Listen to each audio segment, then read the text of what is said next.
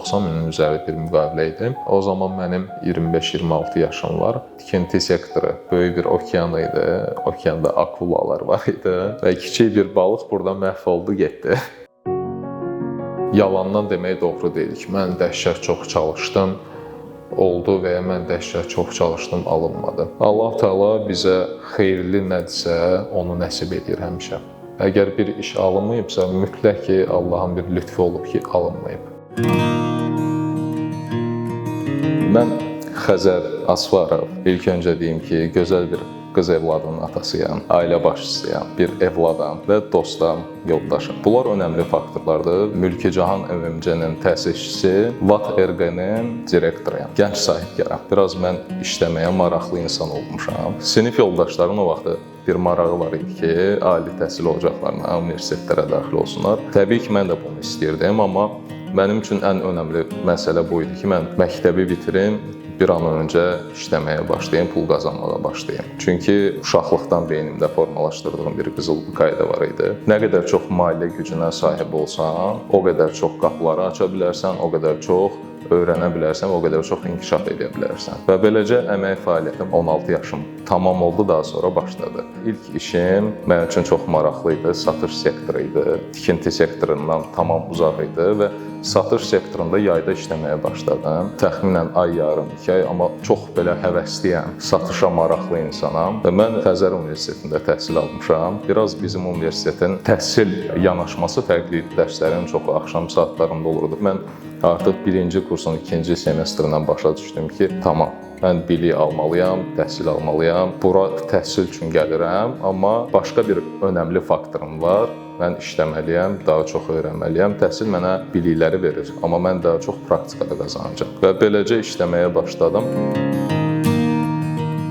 Mənim atam ixtisasçı, inşaatçıdır, mühəndisdir, layihə rəhbəridir. O tikinti sektorunun çətinliklərini bilir, məsuliyyətini, gərginliyini bilir və hər zaman çalışırdı ki, məni tikinti sektorundan uzaqlaşdırsın. Halbuki mənim içimdə tikintiyə o qədər maraq var idi. Çox böyük israrlarla elə 17 yaşımdan, 18 yaşımdan məni maliyyə sektoruna yönəldirdilər. Qeyd elədiyim kimi, təhsilim Xəzər Universitetində menecment ixtisası üzrə idi və təhsilimi ingilis dilində alırdım və ixtisasım üzrə bir növ maliyyə sektorundaydım. Mühasib olaraq çalışmağa başladıq, amma yenə də bir təsadüf idi ki, mən tikinti şirkətində mühasib işləyirdim və hər zaman mənim ağlımda tikinti materialları, beton, armatur, taxta, bunlar məni çox cəlb edirdi. Mənim üçün bunlar çox doğma idi. Bu bəlkə də uşaqlıqdan yaranan bir şeydi məndə.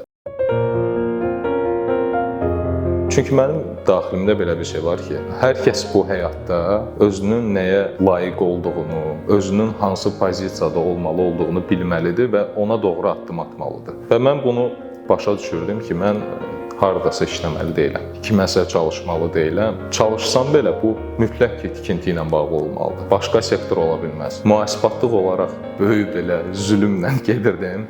Amma bu mənim içimdə sevgi idi. Amma mühasibatlığı maksimum çox çalışırdım ki, öyrənim, biliklərimi artıram. Orada da bir səbəb var idi, bir gələcək düşüncəsi var idi ki, mən mütləq ki, sahibkar olsam, bir sahibkar mütləq maliyyənin mühasibatlığı bilməlidir. Və nə xoş halıma ki, mən tikinti şirkətində mühasib kimi çalışırdım ki, hansı ki, bu tikinti əməliyyatlarından məlumatlı idim. Ara sıra müəyyən ticarətlər edirdim, evdən gizlin ticarətlər edirdim. Çünki biraz bizim ailədə mənim atamın bir məqsədi, bir istəyi var idi ki, məni baş mühasib, maliyyə müdiri olaraq görsün, amma mən özümü tamam başqa yerdə görürdüm. Bu mənim xəyalım idi, mənim arzum idi.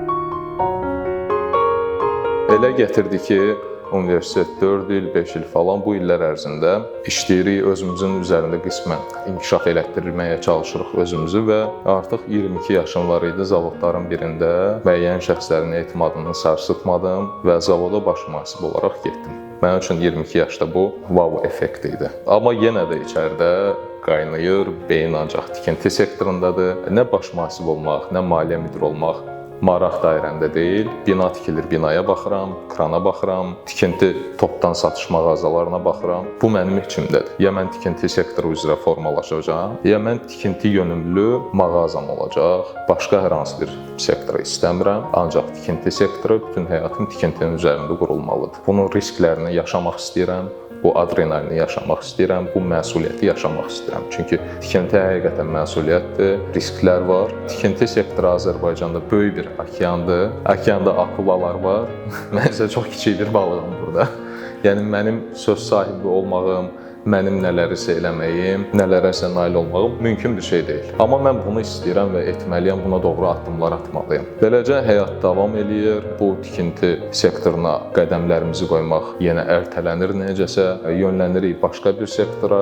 Ələxüsus həyat belə gətirir ki, pandemiya dönəmi başlayır, iş yerləri qismən bağlanmağa doğru gedir. Pandemiya bitəndən dərhal sonra mən CV-lər falan göndərib bir tikinti şirkətinə dəvət alıram baş mühasib olaraq. Əslində mən mühasib olaraq ümumiyyətlə işləmək istəmirəm. Amma məsələ artıq tikinti şirkətidir, məsələ artıq Qarabağdakı layihələrdir, Qarabağ işğaldan azad olunub. Bu faktorlar var. Mənim gözümə işıq gəlib. Çox xoşbəxt hiss edirəm özümü. Həm yaxşı bir pozisiyaya gedirəm və tikinti şirkətinə gedirəm. Və beləcə mən həmən şirkətdə fəaliyyətə başlayıram. Maksimum dərəcədə çalışıram ki, şirkətə öz töhfəmi verim. Və baş mühasib olaraq işləməyə başladığım şirkətdə artıq başlamışıq material tədarükü ilə maraqlanmağa ki, bu şirkətin mən baş mühasibiyəm. Bu şirkətin xərclərini maksimum minimuma salmaq lazımdır. Nəyə görə bu şirkət bu malı bu qiymətə alır? Bəlkə alternativ var, bəlkə bazarda daha ucuz təklif edənlər var. Beləcə bazar araşdırması formalaşmağa başlayır. Halbuki təchizat zənciri satın alma tamam fərqli bir istiqamətli yöndür, amma mən düşünürəm ki, mən tikinti yönündə insanam təbiətən. Yəni bunu istəyirəm. Nəyə görədir mən tikintinin maliyyətini salmayım aşağı. Şirkət rəhbəri ilə bizim danışıqlarımız elə gedir ki, mən kostu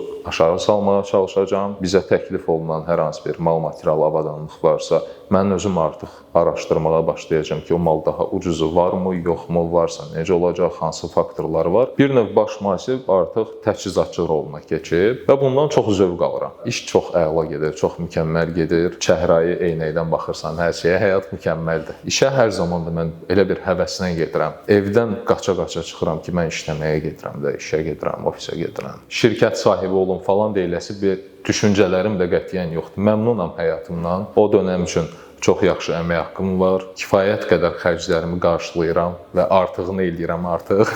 Çəhrayı eynəyə sınır və işə gəlirəm. 1-2 saatdan sonra şirkətin sahibi gəlir. Biz yollarımızı ayırırıq, bitiririk. Bu mənim üçün həyatda eşitdiyim ən ağır söz idi. Məsələ işdən ayrılmaq deyil idi, sadəcə sevdiyin, dəyər verdiyin bir kollektivə, öz enerji və həsr elədiyin bir yerdən səbəbsiz yerə ayrılmaq bir xasiyyətim var. Hərçənd qürur nə dərəcədə kimlər üçünsə yaxşıdır, kimlər üçünsə pisdir. Mən qüruru hər zaman üstə saxlayıram. Bu mənim şəxsi fikrimdir. Fərqli düşüncələr ola bilər, fərqli insanlar ola bilər. Qürurum icazə vermir mənə ki, mən kimdənsə nəyisə xahiş edeyim, istəyim və minnətli olum. Tamam, işdən çıxmaqdır şef, işdən çıxaram. Qəti problemi yoxdur. Elə həmən ərzəmi yazıram, işdən ayrılıram.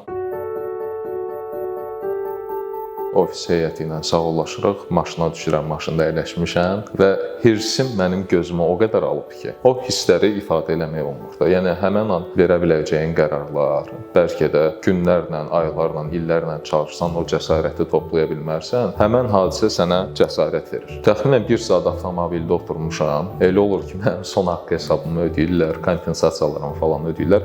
Sanki yəni bu adamdan canlarını qurtarmaq istəyirlərmiş kimi çıxırmış. Halbuki sonradan səbəblər bəlli olur. Səhəri gün beynim mənim dumanlıdır. Nə edim, necə eləyim, amma içimdəki bir hirs var. Səhərsi gün mən yaxınlaşıram Asan Xidmətə və Mülki Cahan MMC-ni təsis edirəm. Əlimdə də çox gülünc bir məbləğ var, son haqqı hesabım falan. Yəni maksimum orada 6000 manat pulum falan var, 5000-6000. Artıq beynimdə bir biznes konsepti formalaşıb. Çünki mən oradan çox hirsliyəm, dəhşət çox hirsliyəm və düşünürəm ki, bu adam məni belə yola sala bilməzdi də. Və adamın nə iş gördüyünü bilirəm, biznes sahəsini bilirəm. Yəni mən adamdan əməkdaş olmaq istəyirəm artıq. Onun bir növ işçisi yox, onunla partnyor olacağam, əməkdaş olacağam. Və mən adamın qarşısına artıq, həmən şəxsin qarşısına artıq fərdi sahibkar olaraq yaxınlaşmalıyam. Və belə də alınır bu. Təxminən 10-15 gündən sonra artıq Mülki Cahan MMC təsis olunub, artıq ofisi icarəyə götürmüşəm, artıq hər bir şey eləmişəm, ofisin mebelini falan təchiz eləmişik. Pul yoxdur amma, pullar bitib. Köhnə iş yerimdə artıq bilirəm ki, bu şirkətə hansı mallar, materiallar lazımdır. Həmən şirkətə artıq yeni bir şirkətin təsisçisiyəm və çox qürurluyam artıq. Qapını döyürəm, içəriyə girirəm, əlimdə bir price list. Deyirəm ki, sizə bu mallar lazım idi. siz bu malları bu qiymətə alırdınız. Mən bu malları 5% ucuzuna sizə təklif edirəm. Həmən dönəmlərdə də o mal üçün, həmən material üçün çox böyük rəqabət var idi. Hər kəs satmağa çalışırdı deyə o malın marjası düşmüşdü aşağı, qazancı, karı aşağı idi. Və mən yaxınlaşıram, adama deyirəm ki, mən 5% ucuzuna verəcəm və müəyyən bir periodda verəcəm, gözləyəcəm də, sanki elə davranıram ki, yəni o çox qəribə, bəlkə də Allah Taalanın bir neməti idimi, yoxsa nə idi? Çox özgüvənli getmişəm. Elə həmən gün müqavilə bağlanır. Çıxdığım şirkətlə 90 min manatlıq müqavilə bağlayıram. 90 minin üzəri bir müqavilə idi və təxminən bir 10% karım var burada. Müqavilə bağlayıram, çox sevincliyəm, dəhşət sevincliyəm. Yəni adamın heç bir pulu yoxdur, heç nəyim yox idi. Artıq şirkət sahibiyəm, ilk əməliyyatım hətta 90 min üzərində 100 minə yaxın bir civarda olub və beləcə Mülki Cahan MMC biznes fəaliyyətinə başlayır.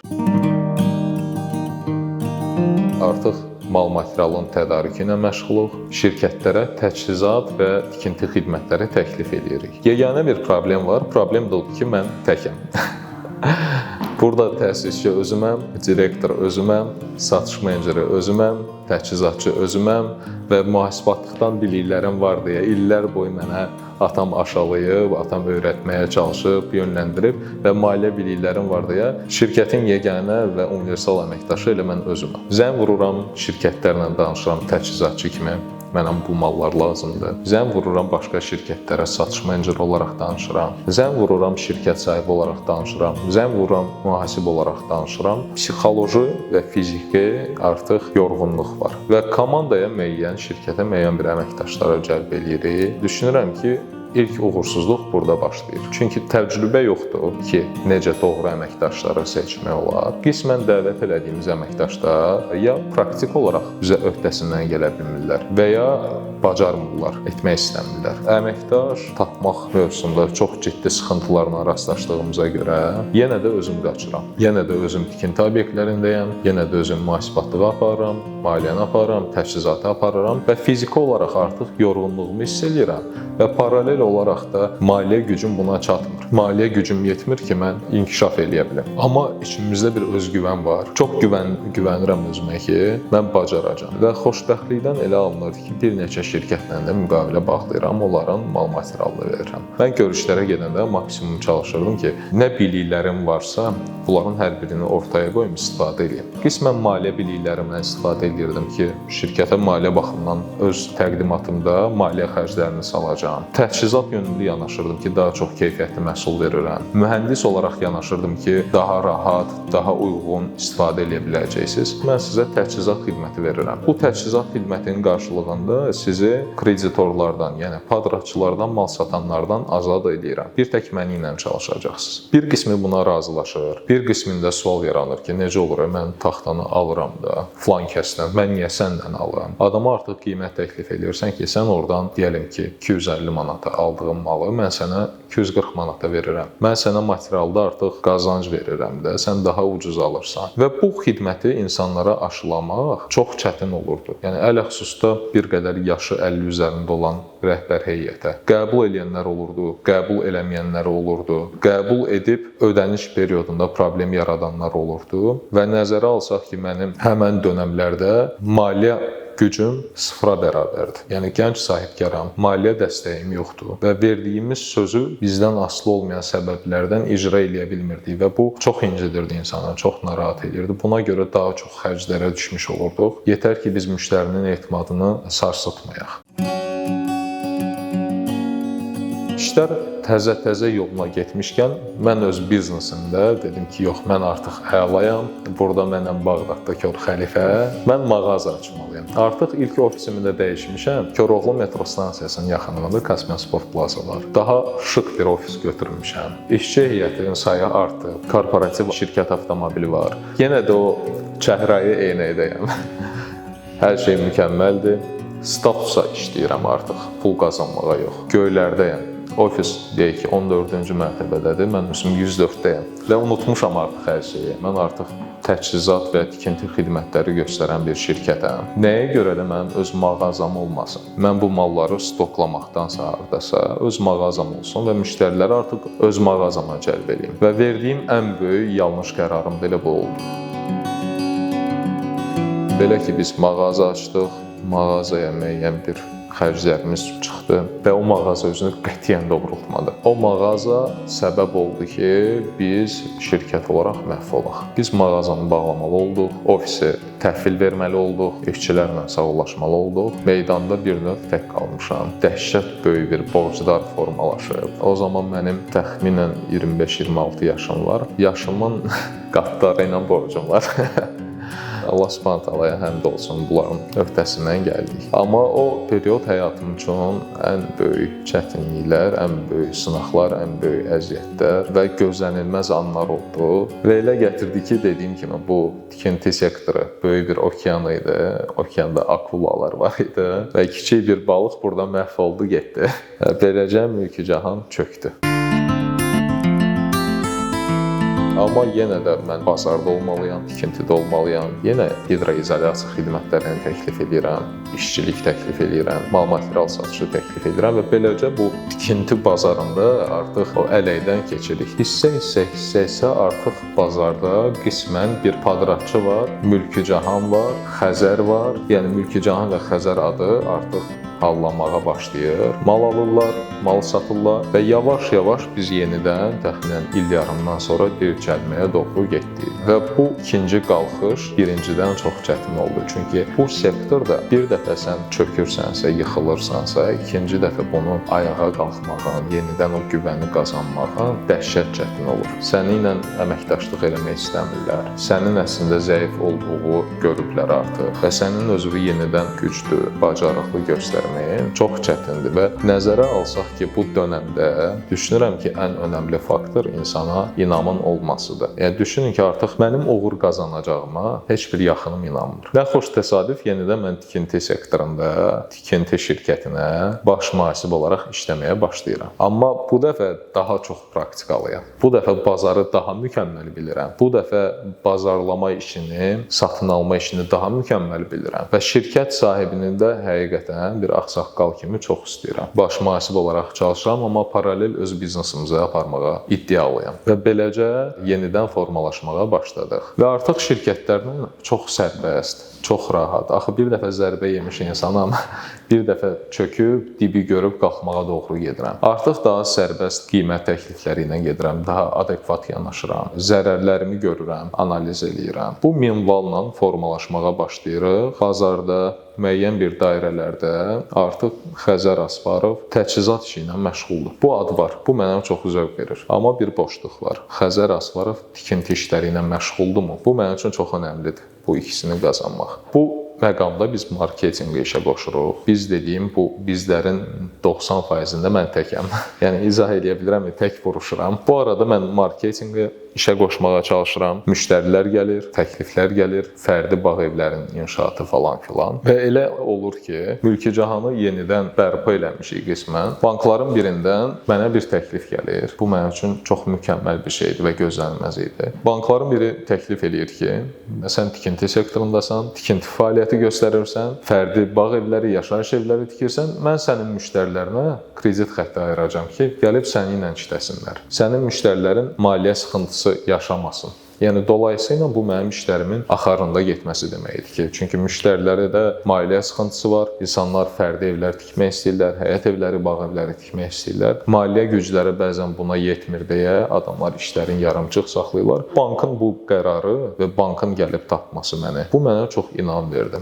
Artıq təmir işlərinə başladıq, artıq qaba inşaat işlərinə başlayırıq və bir komanda formalaşıb. Çünki mən tikinti sektorunda olan bir ailədəyəm də. Mənim atam mühəndisdir, layihə rəhbəridir. Mən tikinti insanlarını tanıyıram. Mən bu usta heyətini, usta komandasını tanıyıram və mən beton işlərini kim daha yaxşı görür bilirəm. Artıq üzərimdə nə düşür? Burada Xəzər Universitetinin verdiyi bilik, menecment işə düşdü. Bunların hər birini formalaşdırmaq, bir ekip yaratmaq, qrup yaratmaq və bərabər addımlamaq. Bu sıxıntılı dönəmlərdə bir satış komandası formalaşdırmışdım, bir satın alma formalaşdırmışdım və aqressiv marketinq edə bilən bir şəxslə işləyirdi, hansı ki o adam bizim marketinqi çox aqressiv aparırdı. Çox acımasız rəqabətlərə məni salırdı. Və bacarırdıq bunu. Fəaliyyətimiz belə oldu və bugün Allah Teala'ya sonsuz həmd olsun, şükür olsun ki, artıq fəaliyyətimizdə qeyd elədiyim kimi, Mülki Cahan MMC-nin təsisçisiyəm və VAT RQ-nin direktoruyam. Hansı ki, artıq VAT RQ daha çox qatqıları, daha çox enerjimi VAT RQ-yə həsr edirəm. Çünki daha çox biliklə, daha çox bacarıqla, daha çox praktika ilə burada çalışırıq. Çox böyük fəxr hissi ilə qeyd edirəm ki, bunu. Bugün şirkətlərin özləri zəng vururlar, bizdən təklif alırlar. Şirkətlərə biz dayanıqlı bir qiymət verə bilirik, hansı ki, rəqabətə açırıq. Bugün çox yaxşı partnyorlarımız var. Bugün VAT RQ olaraq bu pozisiyaya gəlmək və gün ərzində bizə kifayət qədər çox sorğular gəlir, mal-material tədarükü ilə bağlı və həmçinin nəzərə alsaq ki, tikinti yönümlü biz xidmət göstərdiyimizə görə artıq layihəçilər, memarlar, dizaynerlər özləri əməkdaşlıq eləməkdə maraqlıdırlar bizə və düşünürəm ki, biz artıq uğuru qazanmışıq. Arzu eləyirəm, hədəf qoyuram, məqsəd qoyuram. VAT RQ Azərbaycanda bir nömrəli təchizat tədarik şirkəti olmalıdır. Əsas hədəfimiz budur və bununla paralel artıq xidmət sektorunda bir nömrə olmaq niyyətindəyik. Ümumi deyəcəm, sən evdən çıxanda, işə gedəndə, sən bacaracaqsan, səndə hər şey yaxşı olacaq deyə yola salınırsansa, mütləq ki, evə qayıdanda, o qapını açanda deyirsən ki, mən bacardım. Və bu dəstəyə görə də sonsuz təşəkkürlər.